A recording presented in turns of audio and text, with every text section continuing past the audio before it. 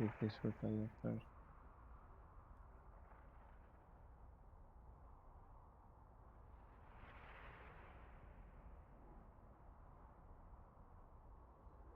Okay, so good evening. I'm thrilled to welcome all of the listeners to our today's lecture, where I will discuss one of the most robust and reliable build orders in Starcraft 2, especially for Protoss players, of course. Uh, it's specifically the Nexus First Sovereign. Yeah, I know my game just, the stream just ended. I'll fix that later. Uh, I have an older version of replay from the older version, so that happens sometimes. Now it should be fine.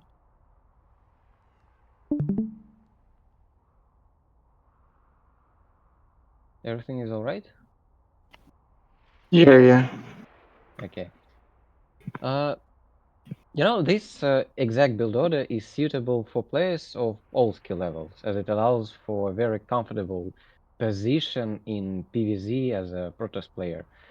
Um, the significant economic advantage that it provides makes it almost difficult for Zerg to punish us, thanks for our scouting and knowledge of the game and how to respond precisely to any kind of threat, we're starting here against Nidix. He's actually 5.4, 5.5 Zerg player, so he's really a skillful one. So this will be a very good example of how the first Nexus works here. There won't be any kind of early all-ins or any cheeses here. I just wanted to show you how you should play against straight macro. Okay, we're starting with the standard pylon, and we won't make any gateways. We'll start with the Nexus at 17 supply. Right after that, we make another probe, and only after that, we start our gateway. So I want to start here to make a few, to explain how we should scout the Zerg player. You see, when we're scouting as a first Nexus, what we should actually see, we should see hatchery just started. In this case, he decided to make the hatchery here, so it will be a bit later, but it's fine. And he decided to do that because of the rich Vespan Gazer, and that's completely fine because we have a pretty good economic advantage, so we can just ignore that. Okay, when we go to his main base, we should see two things. There should be an extractor going down on 109, 110, something along those lines, and these should be followed up as a spawning pool. When we see these two exact buildings, we understand that, okay, it's macro. At this point, we can go home.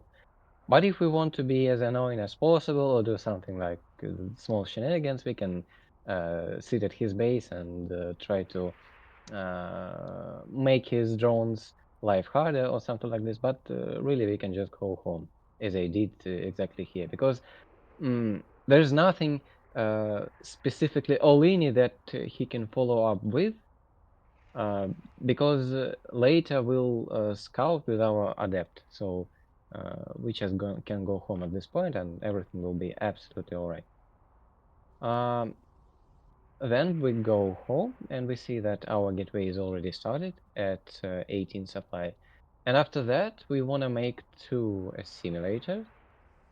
So they will provide us with as much Vespen as possible. Um, and After two simulators, we make a pylon. It's important to notice that I started my first chronobus only after I made Nexus, and the second chrono will go only after I make the second pylon. It's really important because in other case you'll get supply blocked and you won't be able to make ropes. That's really important. So we make this pylon, and only after that we chrono our Nexus. Yeah, that's right. And we just rally point to our simulators. We put all of these probes to the next simulator, and we are fine with this. Yeah. Now we make a cyber core, and we make a zealot. in every single game, when you're playing Nexus first, this single zealot is must-have. I'll explain why. Imagine a Zerg playing absolutely standard build, and he thinks, okay, why don't we just pull 4 links and go into his main base or natural and just harass his probes? And if we don't make the zealot, there's nothing we can do about that. He can even think, why don't we make 6 links or maybe even 8? And he'll be absolutely right. We have no troops. But if we make just this single zealot, everything will be fine. We cover this area. Then after the cyber core is finished, we make our technology here. So there will be absolutely no opportunity for the Zerg player to sneak on your base. And you'll be absolutely fine. We'll just speed up, because at this point we're just consistently making our probes. And don't forget to chrono your second base the moment it has finished. Okay, so right after the cyber core finished, we make an adept and we chrono it. I want to make a notice here that you should remember that the Zerg's link speed finishes at 320 or 330. Before that timing, our adept is allowed on his side of the map. We can go here, we can scout for the third base, we can see how much drones does he have. But after 340, we have to go home, or else he'll just kill us with his links, and life will be much harder. Right after the cyber core finished, we make our twilight. Then we go with the warp upgrade, yeah, and then we cut just one worker to allow us to make this robot. As you may understand, we are playing just a straight DT drop. It's a very classic build, and it works really fine if you're playing a DT drop. I'll explain again why. There is a mathematical explanation. Let's imagine that we are playing a standard gate nexus opening. By the end of the 4th minute, you will have 6 more workers, nearly 500 more minerals, and equivalent amount of gas um, in favor of first nexus. So there's absolutely no reason to not play this opening, because it provides you with more minerals. Zerg can't do anything about it. He can't punish us for this build, and also you can make every single build order stronger, because you mine more. You have your nexus faster. You have more probes. You have more gas, and that's for nothing. You don't pay anything for it, and it's really good. So it gives you much better economy. So my adept goes here. Uh, I wasn't sure about his third base, so I checked it first, because it's easy to see how many workers he have, but I thought like he won't be all-inning me in this game for some reason. That's not a really good explanation, but I'll explain it more in the next replays. Yeah, okay. We confirm that nothing strange is happening, because as we can see, Zerg spent all of his mana from the queens into creep tumors. The thing is, if they want to make an all-in, or they want to make maulings, they have to spend it on their hatcheries. They have to make more larvas. So if there's a plenty of tumors, then it means there are no larvas. So he's not making any links. He's not all-inning us, so we are safe. We can assume that he's just playing a straight macro build. Let's return to our base. The moment our twilight is finished, we make a dark shrine. We add 3 more additional gateways, and only after that we start our warp prism. It's important to notice that I'm chrono boosting both the Robo and Cybercore, the reason for that is mm, the moment you arrive at his side of the map with your warp prism, this warp upgrade won't be finished. So you have to chrono it. After the gateways, we make 2 more assimilators and 3 more pylons. It's important to understand that we need this exact pylon first to warp more DTs, and secondly to warp even more DTs. There is some sort of situation where you should warp not only once, but twice, because you understand that your opponent is weak. And if you are a first Nexus player seeing that your Zerg opponent is weak, you should punish him for that, and you should exploit this feature of your build. There are some little shenanigans going on. We just make this pylon for a backup, we just tell these links to back off, and we are absolutely fine. We pull the workers here, we make up to 16 more workers, and then all of our attention goes to this warp prism. There are some sort of situations where you can't move directly to his main base. For example, if he took this base, he didn't, so we can freely go here. The reason why? He will just chase our warp prism with his queens, so we won't be able to warp DTs here. But there is no base here. He placed it a bit forward, so there's nothing um, that can kill our prism, so we can go just straight into the main base. It's 4:30. That's almost the ideal timing. We warp 4 DTs. I don't know why it's only 3. Yeah, here we go. And okay, you see, there's only links coming, no roaches, not at this point. And there is a spore, and he defended with the links and queens. So we assume that at least one transfuse can be used. He can pull workers to defend this spore crawler, so it will be hard to snipe it. So we say, okay, what we can do else? Maybe there is a undefended spore here, or maybe here, and we just like, you know, look for an opportunities. We see an opportunity here. We see moving roaches.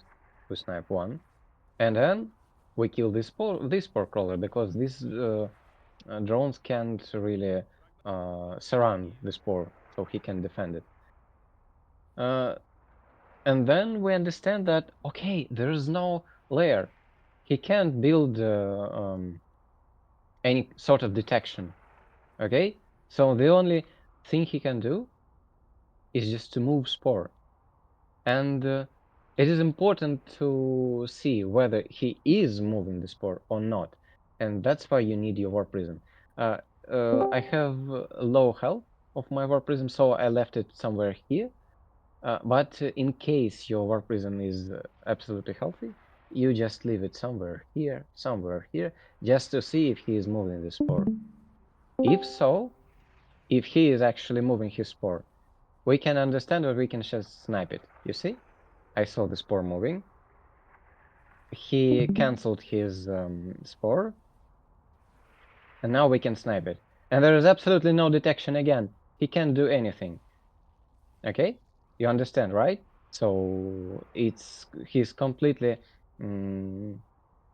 out of detection, and we can continue warping more and more DTs because they are extremely efficient in this case.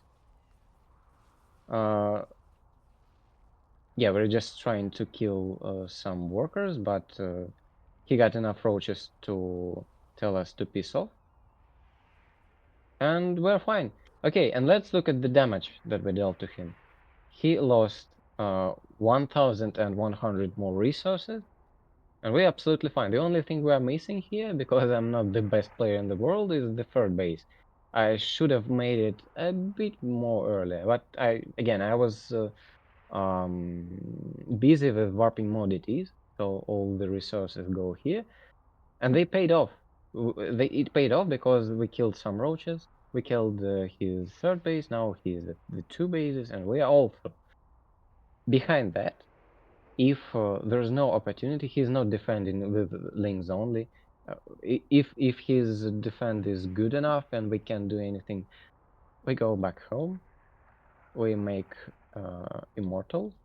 We make charge upgrade, and we add 4 more gateways for additional for the follow up as free base push, a very strong free base push. Okay. Let's imagine that he defended with his third base, everything goes all right for him. What we should do in this case? In this case, you should have 4 DTs in your Warp Prism, and you need to always show your opponent that you're somewhere here, like you're in this place, in this place, in this place. So not only you get him busy, but also you show him, if you dare try to cancel our third base, you know what will happen to your drones? Nothing good. So yeah, you're just showing him a force. You can do it. And he knows that, and he can't go to cancel your third base. So it will be fine. We can make this third base without any problem.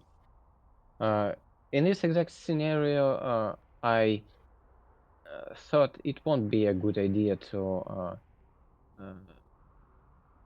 to show him because I was afraid of all-in.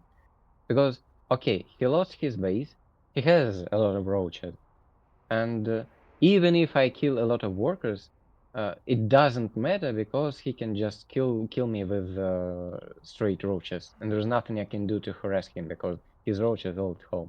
Okay, so we go home and we just make a lot of immortals to counter this roach. Okay. Uh, After the immortals, we make sentries. The ideal number of sentries is from 4 to 6. We need these sentries because if the roaches get speed, they will just kite our army to the hell, and it won't be funny, I'm gonna tell you.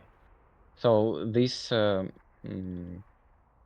sentries play a significant role of making force fields, so he can kite our army.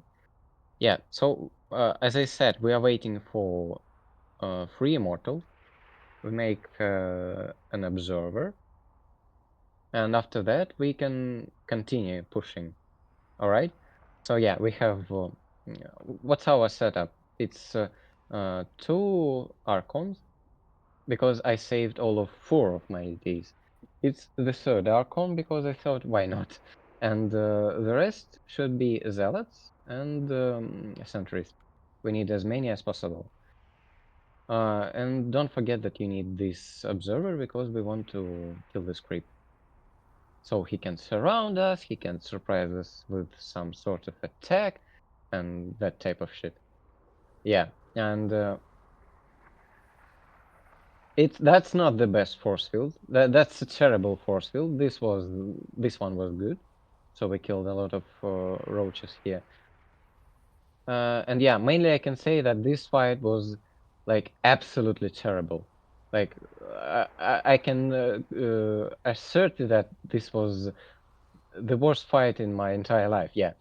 But even with such bad fight, we can see that his drone count is lower than ours. He got 9 less workers than we, and we had a third Nexus that is actually mining.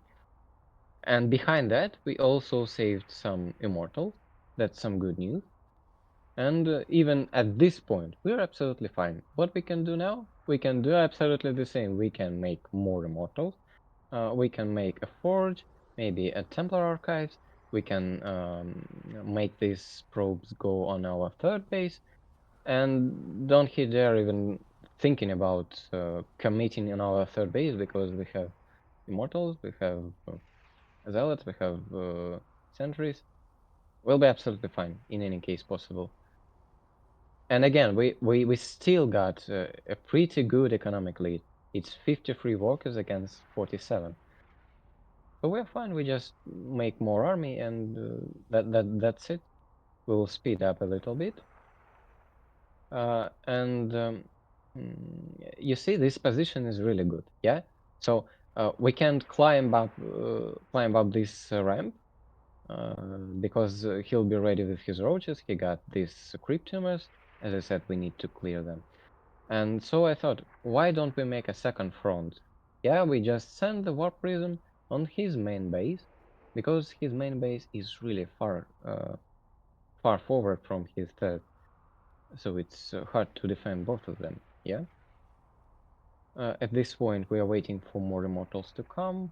We're making a few more warplanes,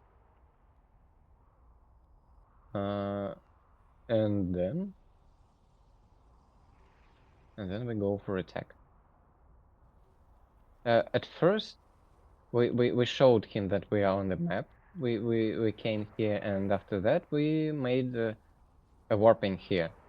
So he moved half of his army here, and at the same time we are going for the third base. Yeah, you see that it's really difficult for him to understand which threat is um, more important for him, which he should react more. Yeah, so he sent a lot of army here, despite needing this army exactly at this place, because the main army goes here. It's extremely hard for a Zerg player to understand what are you actually planning to do, yeah?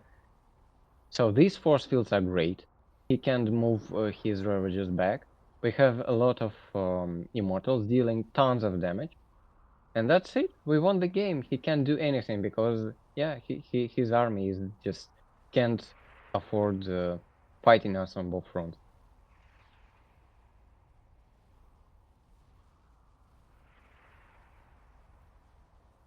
We can even kill his roach farm, but it doesn't matter.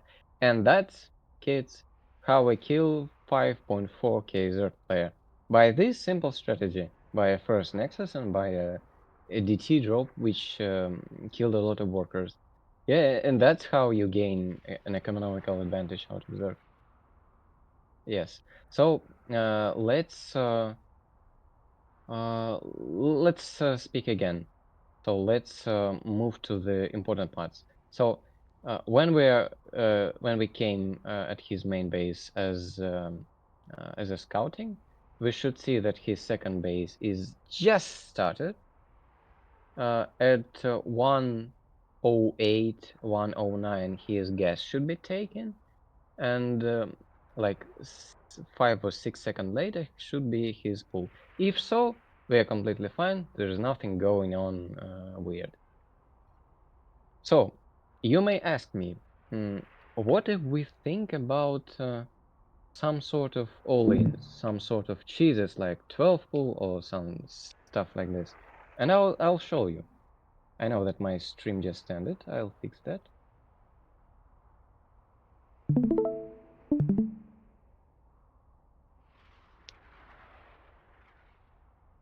Because of the old replays, it just keeps relogging me. That's unfortunate, but I think we'll deal with that.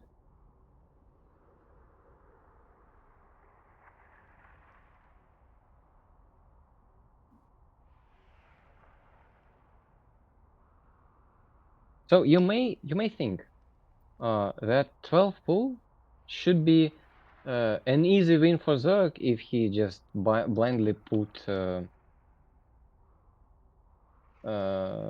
this strategy, and there's nothing we can do. But we actually can, and it actually an easy win for us if we are facing a Zerg player who is playing 12 pull. But here are some difficulties. The only difficulty is to react properly and build buildings properly and follow the steps that I will mark. That's my teammate. I asked him to play some all-ins and cheeses against me, and I chose some of the replays to show to you. So, as usual, we are starting here. We're making a pylon. at the 14 supply, and we send our probe immediately for scouting. Okay, so when we arrive, we should see that there is a lack of hatchery. So there are two options. Hatchery might be here, or he is playing pool first.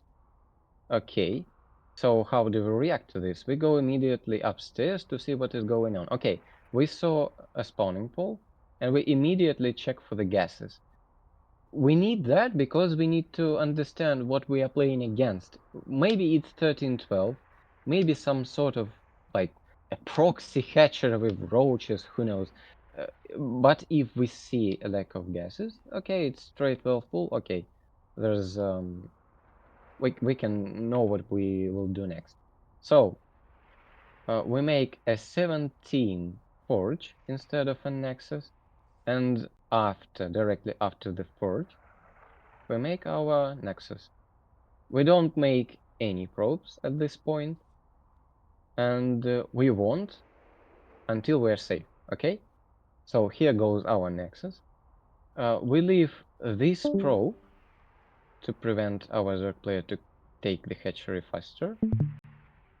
And if possible, you can even block his hatchery with a pylon. After the forge, we make a gateway. And after that, if you have time to react, if you have enough minerals, as we can see, I barely have it, you can put a pylon here. This pylon serves two purposes. It firstly and mainly annoys the Zerg player, and secondly, it makes his push a bit later. So you're just gaining a bit of time for yourself. That's a little thing that can save you some MMRs, make you more comfortable, and that's it. After our forge is finished, we immediately make cannon, and after cannon, we make a second forge. And I'll explain this. It might be confusing, I understand, but you see that there are a few options what we can do. We can either make a gateway, and the gateway has more health than the forge, but on the contrary, this forge is gaining this health bar faster than the gateway.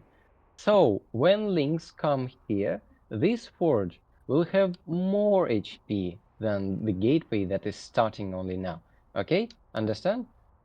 So this forge will have more HP, that's why we're making it.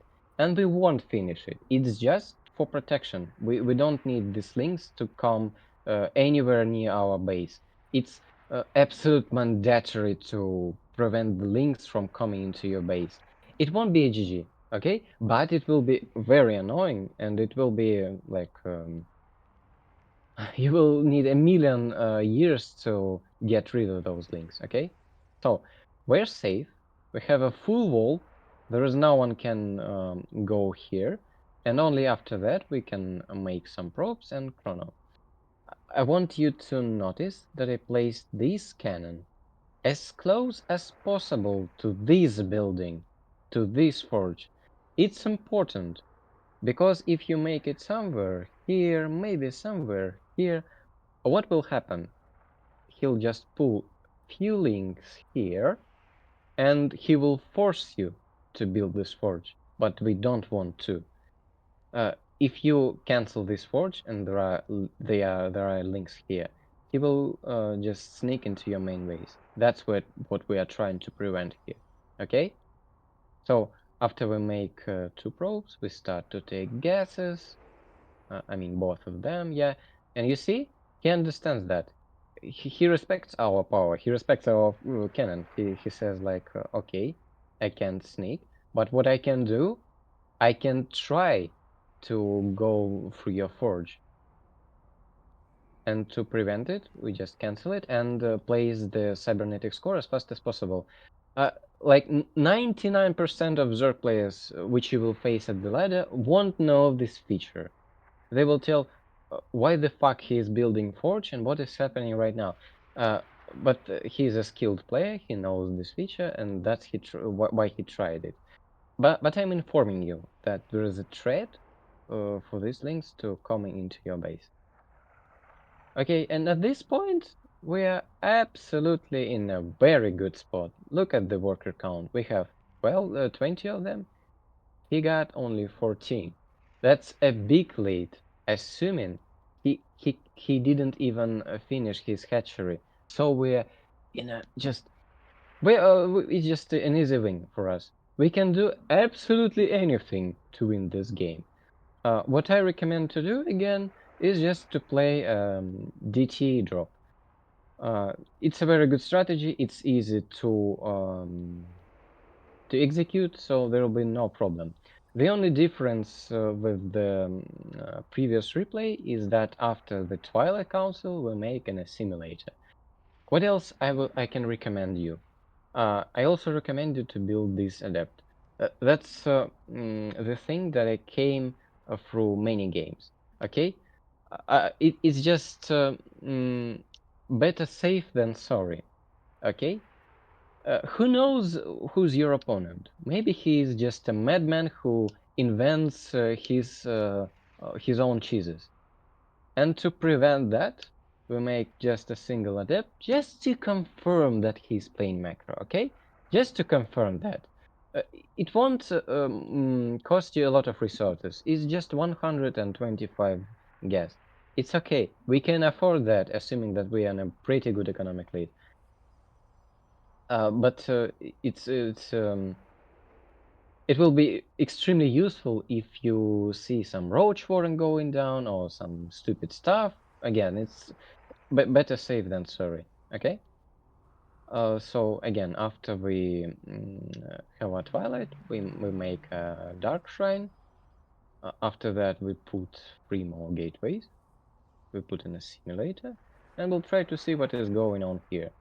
Okay, so we see third base going down. We see that he's spending his queen's mana on creep tumors. He's not spending them on messing links, messing larvas. It's okay.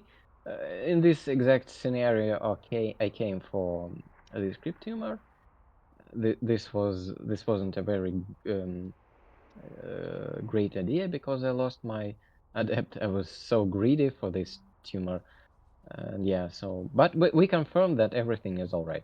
We killed a single drone, but we also know that he's playing straight macro. He's trying to do that, at least. Okay, we're putting 3 more gateways. A bit late than should be. And then after that, we just crown our warp prism. Okay, all right. Our wall is complete, and we need to kill our cybernetics core because we won't need that for another like 2 or 3 minutes. It's okay if we lose it, but don't forget that you need to make it. Okay, you need to rebuild it, so immediately rebuild it somewhere here. I forgot about that. It's not a big problem, but just a thing that uh, you should know about. Okay. So in this replay, I thought that my timing weren't that great, so we can warp DTs here, and also it's hard to move our warp prism unnoticed, so we just go straight for the hatchery.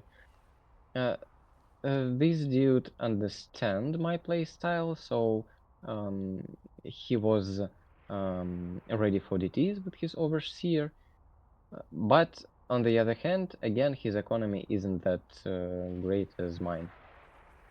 We try to snipe the hatchery, we try to take DTs, one is dead, it's fine. We're just making him into believing that he need to make army, not drones. Yeah, so we're actively showing him, dude, uh, if you make drones, you will die. So keep building your army and we'll be fine.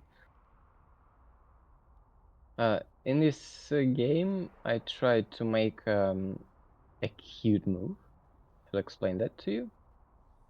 you warp more DTs because as I can see, he's making a lot of things to defend. Mm. And I was trying to tell him like, okay, dude, you see this war prism, you see it go into the main base. You should react. You should go here, and you should leave all the army in this general area. And at the same time, we can pull these DTs and go snipe the hatchery or go into the mineral line. But I think he just didn't saw the war prism or didn't pay enough attention, or he was ready for this move, so he didn't react. But he should have. I should have had DTs here to kill his drone, but it's okay. Even if we don't kill anything, we're in a pretty good spot because we are making a third base. As in the last replay, we are making more immortals when we're waiting for charge.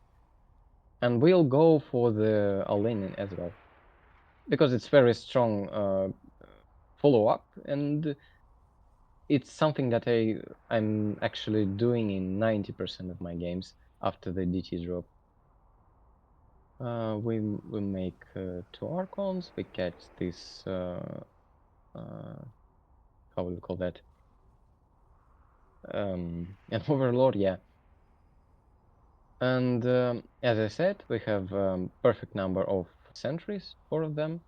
We make a lot of Archons. And I should warn you that this base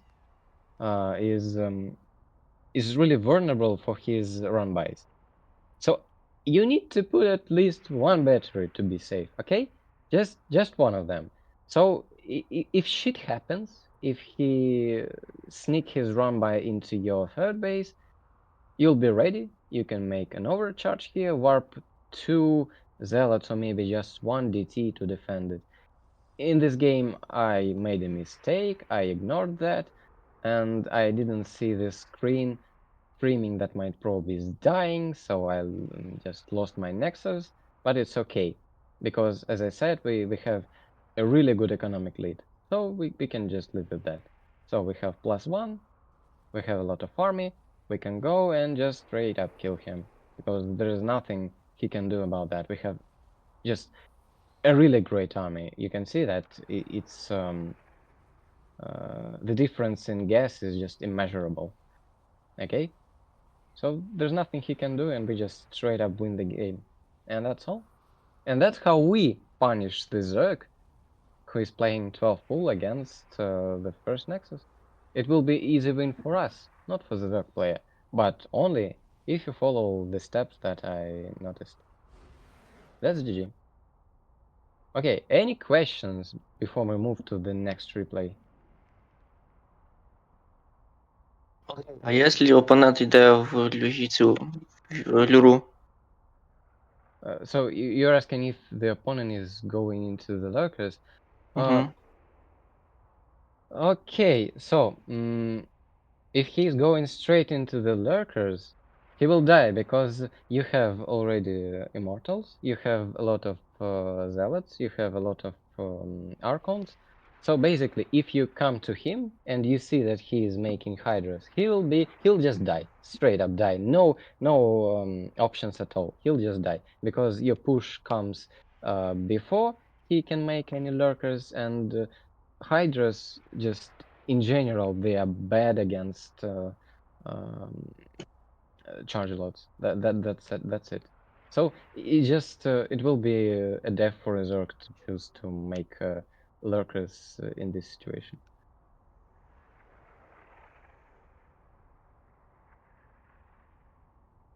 Ну, типа, Okay, а шторм є робити смисл чи ні? you don't need storm. Well, you can make it, but I won't recommend, because if you're making storm, you make your push a bit later. But we want to come as fast as possible because we have an economical advantage, and we killed a lot of workers, and we want to come before he um, before he makes his economy back. Okay, So he can't afford building both drones and army. We should catch him by building these drones with the weaker army. So I would prefer saying that you don't need to make Templar archives at all and no storm. But if you want to, you'll just make your push stronger, but a bit later. So it's matter of a taste, I would say. Okay, understand. Okay, good. Uh, What else we have here? right, if you don't mind, what happens if he does a roach cheese? As in, instead of coming with speedling? Yes. That's okay. I have a replay answering this question. Alright, nice. The roach cheese, it's quite hard to identify. Oh, the stream will end once again.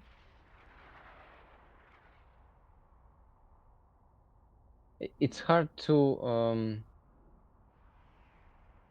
scout, but it's actually easy to respond if you confirm that he is cheating with roaches. Let me show you.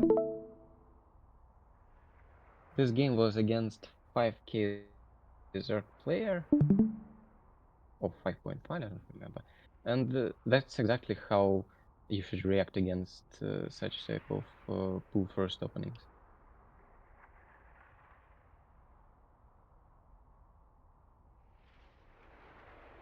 Once again, the main thing is all about the scouting. Okay, as usual, we have 14 pylon. We go straight into his main base. And we notice that there is a lack of hatchery. Okay, we go into his main base and we see a pool. Okay, it's not 12 pool because it started like 10 seconds ago. It's impossible. It's a nonsense for a 12 pool. We check for gases. There's a lack of gases. Okay, so what we should do?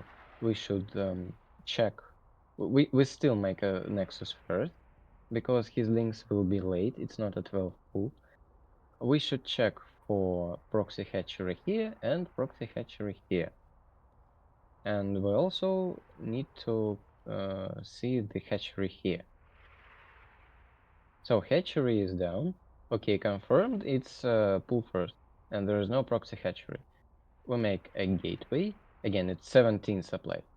We make a gateway. After that, at 17 supply, we make a forge. And now we can start building probes. We chrono them, make 2 assimilators, and it's important, you have to hide your probe in a place where a Zerg player can't find it. Okay, so it's somewhere here, or maybe in just a general area where he won't scout with his links. Why we need this probe? Well, it's a pool first opening, so his roach foreign or his layer technology could be faster than usual. And we should react to that also faster. And we leave this probe to scout his main base a bit later. Okay, we continue our probe production. We pull 3 workers in our gases. We make a cyber core first, and only after that we make a cannon. Okay, everything is fine. We should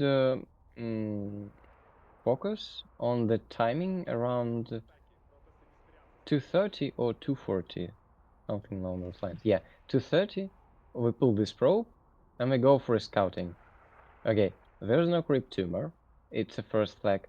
And we go here, it's a roach foreign. Okay, alright. And there is also 2 more simulators. There's just 3 flags that shows you that he is actually all-inning you. Okay, that's fine. What we should do? We should pull 3 probes from these assimilators because we won't need the gas.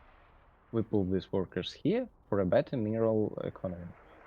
We immediately make this shield battery, and we make additional cannons, like 3 or maybe even 4, and we make a backup pylon just to make sure he won't snipe our next pylon.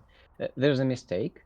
You should put this pylon behind the Stargate, because even if your first defense line dies, you have to be your Stargate have to be active. You have to make units. Okay, we start our void ray, and we are safe for anything possible. We make more probes. We wait for his push to come, and there's nothing he can do. He can just straight watch and just leave the game. Yeah, that's it.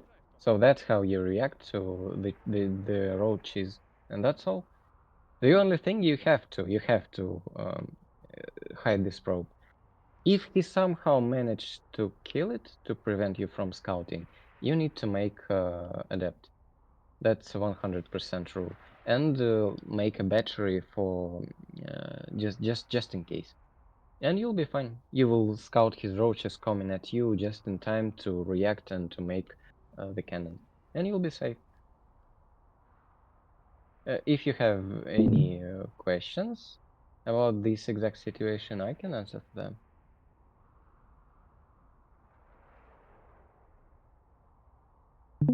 What if it isn't a roach push, and then when you lose the so you lose the probe, right? you have to make the adept to scout. But what if they're pressuring with links to try to cancel your scout, but it wasn't a roach push in the first place? Well, it depends how many links he is building. Let's say If he there's 6 links maybe. 6 links is just fine. If he's preventing you from scouting, I would say that well, if you're unsure if he's aligning you or not, and if you lost your probe, just in case, make you make a battery as a default, and you make one more cannon. This investment into cannon is also fine because you have a first Nexus and you have an economical advantage. So this investment into a single cannon won't be a big difficulty for you. Will be just. Okay.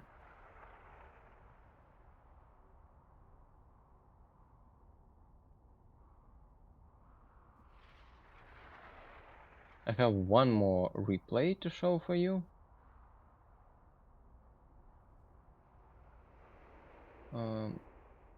What is going on? Oh, it's NA. I'm sorry. We should switch to Europe.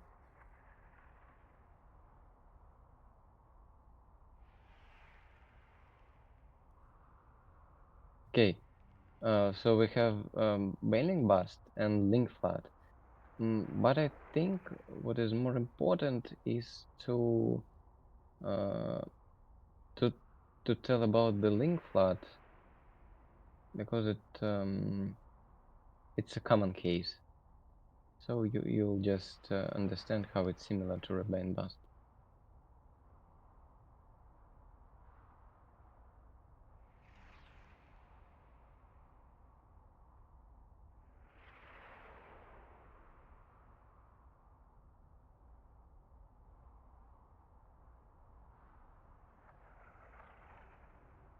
I mean, 90% of early game Zerg shenanigans look like this, and you can easily scout them.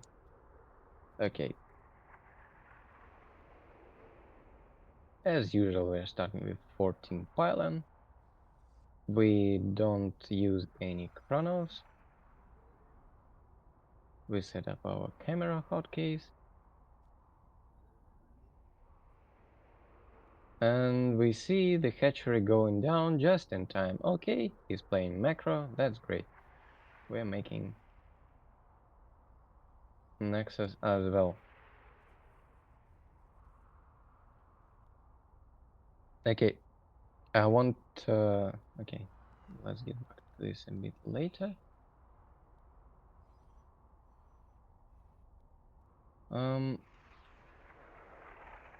maybe this. Okay, this. There's a small detail that can tell you that something isn't right, and it's all about him pulling drones directly into the extractor. The reason for that is that he's trying to gain as much gas as fast as possible, and he won't do that simply from cocoons because it's a bit slower. He is gaining his gas a bit slower. It's a small detail, but it can possibly tell you that something isn't right, but it's not a red flag for us, but just a small detail. Okay, we saw the simulator, we saw a spawning pool, so we can go back home. Everything is fine. We make a pylon, we chrono our Nexus after the pylon. We don't stop our worker production. We chrono our Nexus, please. Yes, thank you. Alright. We make a cybercore. We make our zealot.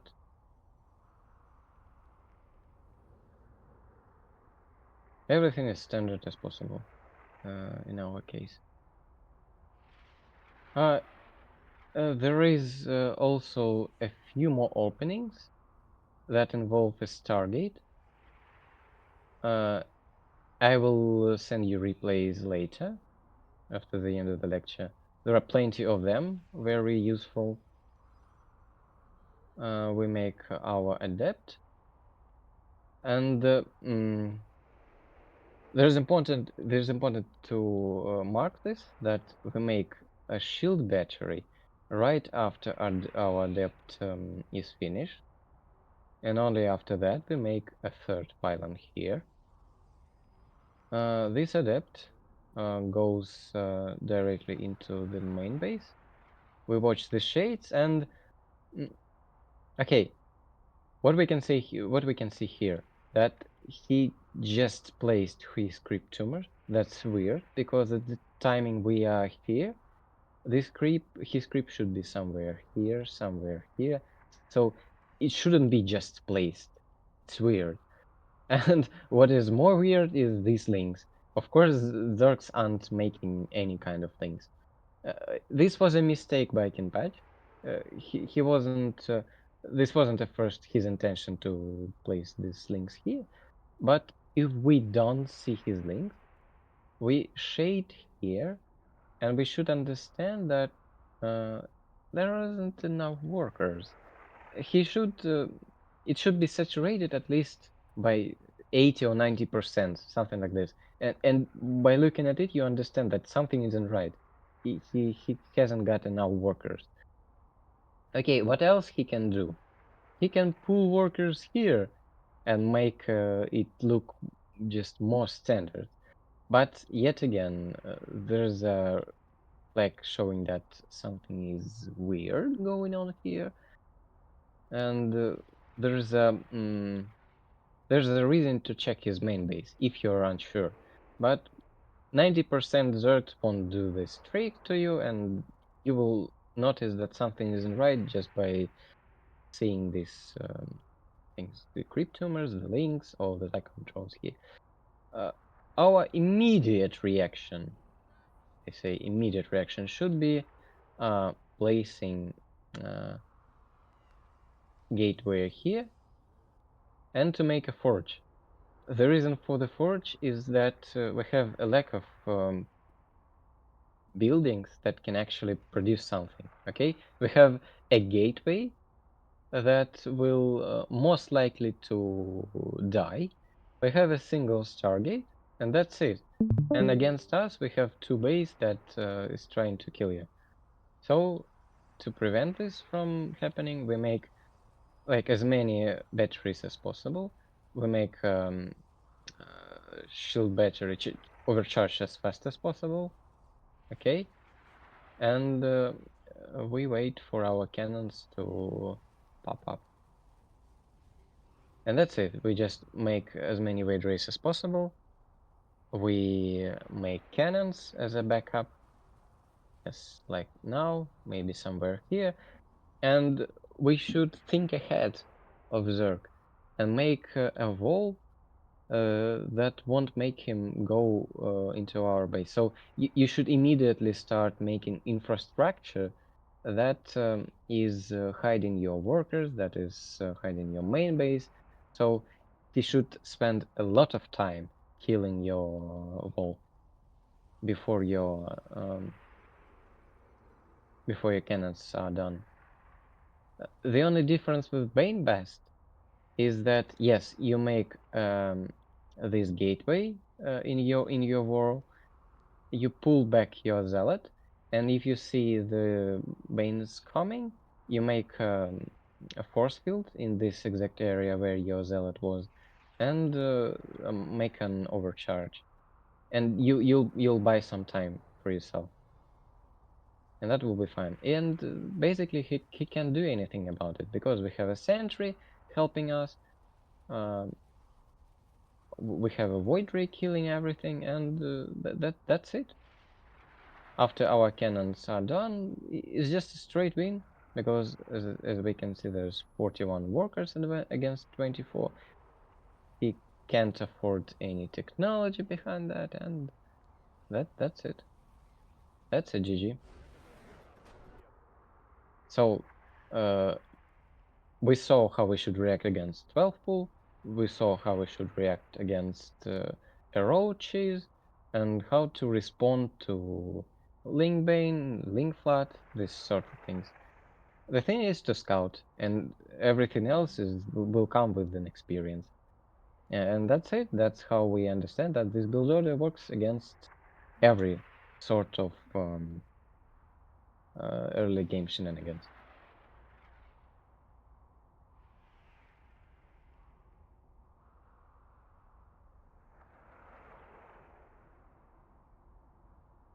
So our lecture came to a conclusion. So if you guys have any questions, I can answer them. And next I'll send you the replays.